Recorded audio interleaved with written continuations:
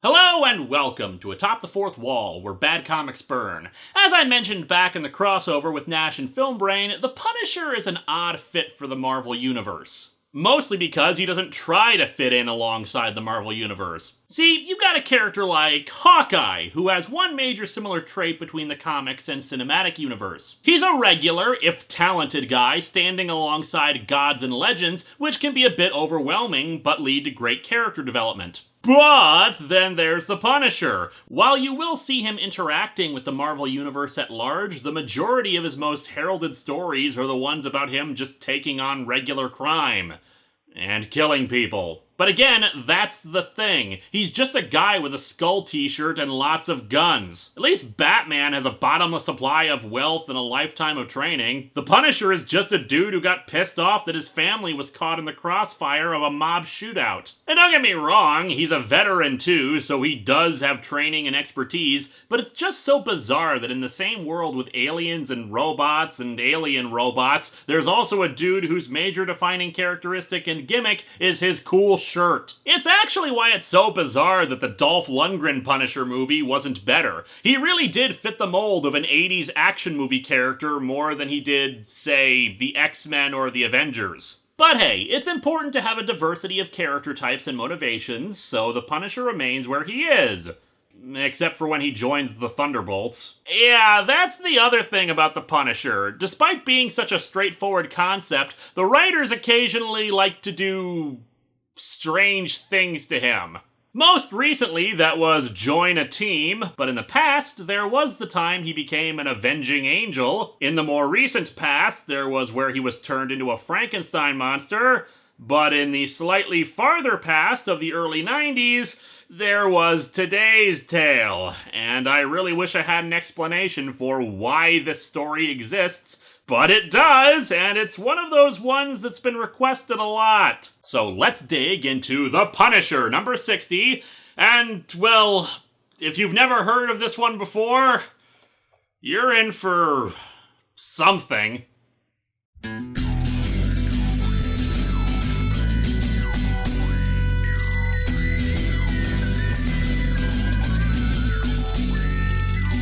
Welcome to Atop the Fourth Wall, where bad comics burn. Linkara's gonna teach you all a lesson you won't learn. Brodsky, you're not the smartest. Life out, you're not an artist. Anyone who's had a bad comic published, it could be your turn. Linkara, he's a man punch, wears a pretty hat. Linkara, he has a magic gun. Where'd he purchase that? Linkara, coins, robots, Amazons and trucks. Linkara, this comic sucks. Linkara.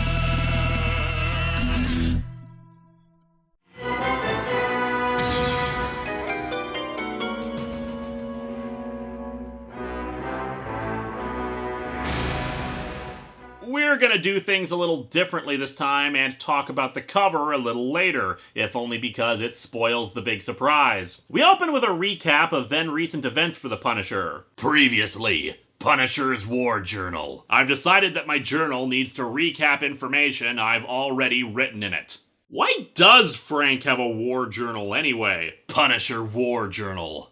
The Kingpin talked to me again! OMG, I hope he likes me! Basically, the Punisher's assistant named Microchip, because every vigilante needs a confidant, and the Punisher was actually a trailblazer by having his confidant be a computer and electronics expert. That would become the norm for superheroes in modern times. Was kidnapped by the Kingpin. He forced the Punisher to take out a rival gang, but Kingpin set him up so that the cops would arrest him right afterwards. He got to my public defender and the judge. You know, Frank Castle is guilty of hundreds of murders. I don't think the Kingpin really needed to do that much bribing to have him sent to prison. At Rikers Island, a bunch of villains ganged up on him and pretty much wrecked up his face. He then escaped from prison, and today, still wanted by the government, he survives as a soldier of fortune. If you have a problem, if no one else can help, and you can find him, perhaps you can hire the P-Team. But no, he of course is now being hunted by both the police and criminals, thanks to a price put on his head by the Kingpin. Fortunately, he met up with Microchip again, who pointed him in the direction of a surgeon who could fix his face. He didn't tell me Melinda Brewer was a junkie. Gonna have to rethink Microchip's 401k plan, considering the surgeon he sent me to has been high as a kite for the last 3 days. When she took the bandages off, I was in for the shock of my life. My God! I'm gorgeous! So, what did she really do? Well, here it is, everyone. The reason this comic is infamous. Somehow her surgery has turned Frank Castle into a black guy. What am I supposed to say to this? It's so nonsensical, so mind-boggling that this has happened. Remember, someone had to think of this, then they had to write it down, then they had to have it approved by an editor, and then they had a penciler, an inker, and a colorist all come along and work on this, and nobody at some point stopped and went, wait, what? This is a real thing! For crying out loud, this was the plot of a James Bond movie. Wait, let me rephrase. This was the plot of a really bad James Bond movie. This is stupefying! And yes, now we can get to the cover where we really have to stop for a second. In the background, we see the costumes of the Punisher and Luke Cage hanging against the wall, some bullet holes in them. You know, symbolism is nice, except then you move to the front of the cover and you see Luke Cage and Frank Castle up close. Look at this! If you flip Frank over and overlay him on top of Luke Cage, it's almost exactly the same! What, did this artist think that all black people look the same? Apparently someone activated the mirror match on this fighting game. It doesn't help that there's so much shading on this cover so that any details that would have made them look different from each other are completely overtaken by shadows. What the hell is this? So, going back to the story, how is this even possible? Well, it's not explained in this issue, but in the previous one, the surgeon explained that she's been experimenting with tissue regeneration and melanin. On the off chance that you don't know, melanin is a compound found in human skin, hair, and eyes that determines color. In relation to skin, more melanin equals a darker skin color. And somehow, that was involved with how she repaired his face. I don't know, maybe she stuck her hand in a big barrel of melanin and just started rubbing it all over his face like sunscreen. Oh, and just a reminder, our surgeon here is also now a prostitute, according to the previous issue. So I guess when she left the medical profession, she stole a bunch of stuff and just happened to have all the right equipment on hand to do a complex surgery like this. And by the way, even if we bought that she was using melanin somehow to repair his face, why is his entire body now black? Was she just trying to even it all out? And what's the Punisher's reaction to this? Nothing. He's barely fazed by it at all. Sure, he's got the surprised what the hell look to begin with, but after that, this is just Tuesday for him. He's got things to do. He takes a car and drops her off upstate.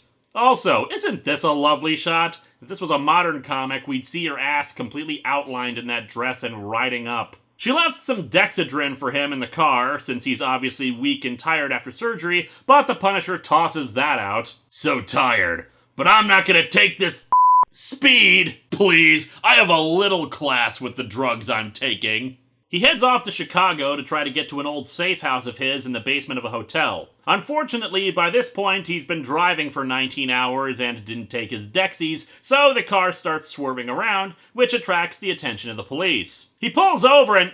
wait, what the hell? 4 police cars? What the hell were they all doing out there? Why do they need all of them for just one guy who was swerving around a bit? Oh, and of course we soon discover that they are racist cops too. Sometimes my reflexes betray me. I had no patience for bigots when I was white. Now that I'm black, I don't like it any better. I really don't know what to say at this point. Spoilers, this condition is temporary, so I'm not sure if he's being serious with that remark or making light of why the racist cops pulled him over. And knowing that it's temporary, if he's serious, well, that's really kind of iffy.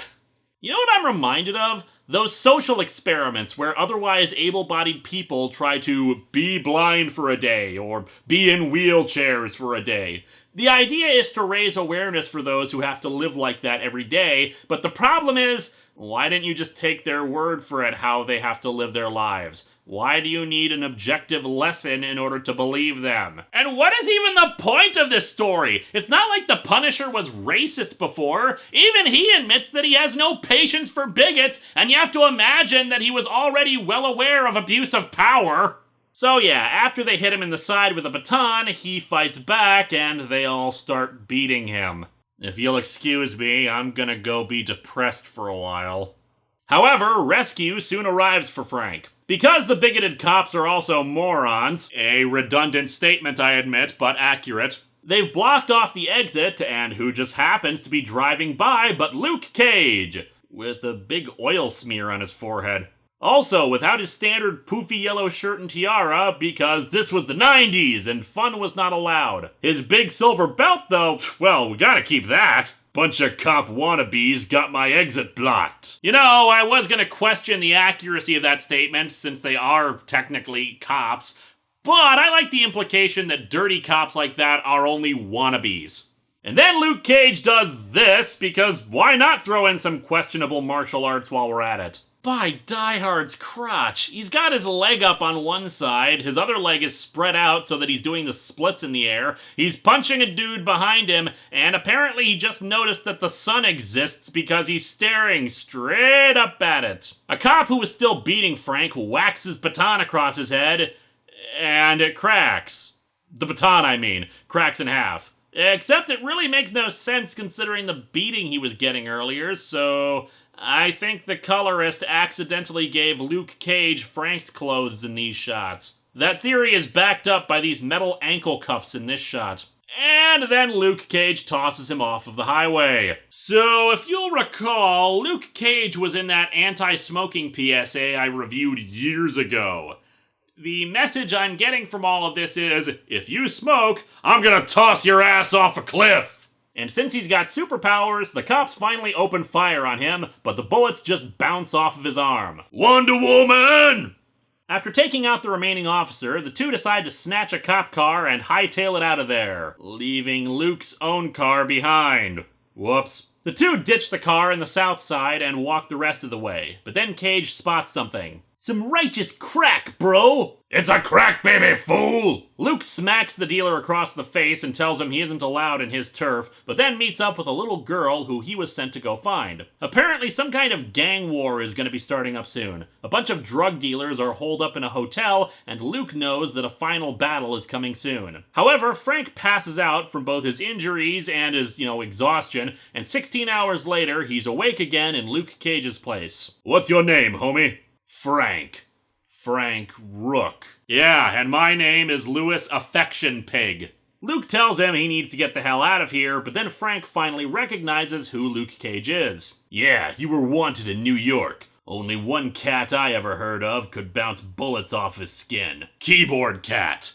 Frank decides to hire Cage for his help in getting to his safe house of supplies, claiming that he just knows where the Punisher hid everything. Not sure why he's trying to keep his identity secret. Maybe he's not certain if Cage will sell him out if the Kingpin comes a-knocking. Or just that he won't believe his story about a surgeon changing his skin color. But if he knows Cage's reputation, why doesn't he know he can trust him? For crying out loud, Luke Cage once went to Latveria because Dr. Doom stiffed him out of a contract. Anyway, he explains that there's cash there, and Luke can keep the cash as long as he gets the guns, and he wants to keep the guns away from the gang war. Luke is reluctant since he doesn't know him, but he agrees. I'll help you to get this stash, but nobody dies. Unless we're tossing them off of a highway, then let's go nuts. 2 days later, the two arrive at the hotel where a gang has already taken up residence. Neighborhood's really changed. Yeah, poverty and crack'll do that. Yep, see that pothole in the street?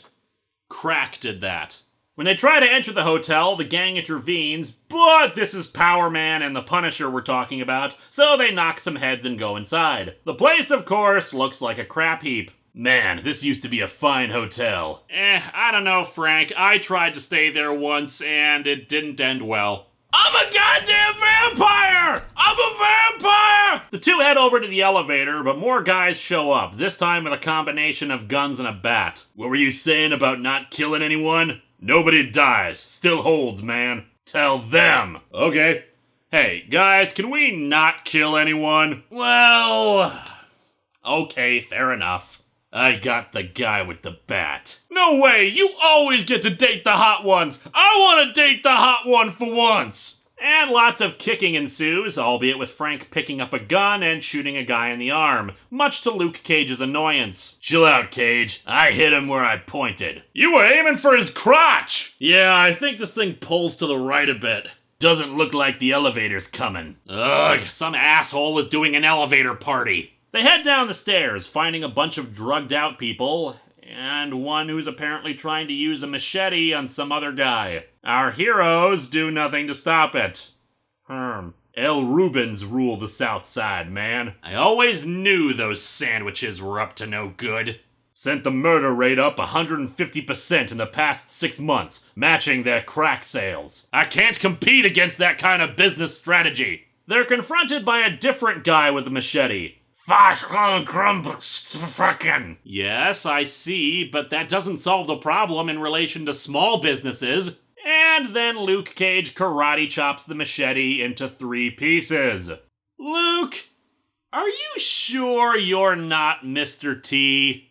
It's rumored this was made to be a backdoor pilot for another Luke Cage series, and I really wish that series was made, because Luke Cage karate chopped a machete into 3 pieces! Anyway, after knocking the guy out, they finally locate the safe house, where the good Mr. Cage, I am a man, punches through the wall to get to it. Unfortunately, once they're inside, they find that the safe with all the money in it has been cleared out. You mean we took on a gang of crackheads for nothing? Ugh, you're always like this when we do things together! Cage is a bit pissed, but he admits that he likes how Frank handled himself in the fight. He explains how that little girl from earlier, Aisha, has a gang trying to take over her building since it's a key location, whatever that means, and he's gonna clear him out. He wants Frank to act as his backup, and so our comic ends with Frank emerging from the weapons cabinet. I've gotta clear him out without getting the people caught in it, and they're waiting for my move. But not mine. Let's rock! We're gonna have the best Nerf war ever! This comic sucks. Even ignoring the utter pointlessness and bizarreness of making Frank Castle's skin color change, it's just not very compelling, and the artwork is fairly subpar. Everyone's really beefy for no reason, most of the backgrounds are uninteresting, and there are coloring mistakes here and there, even beyond the fight scene where Frank and Cage switch outfits. Even the fight scenes feel a little off. There's a lot of expressive motion, I'll grant, but it's just quick moves showing our heroes kicking ass, and there isn't a lot of tension. Although, I will grant you that seeing Luke Cage literally karate chopping a machete into 3 pieces is laughably awesome. Originally, this was going to be a 3-part review, but due to some scheduling kerfuffles, next we're going to be condensing issues 61 and 62 into a single video. So I'll see you then, and we'll find out how this dramatic new look for the Punisher didn't last.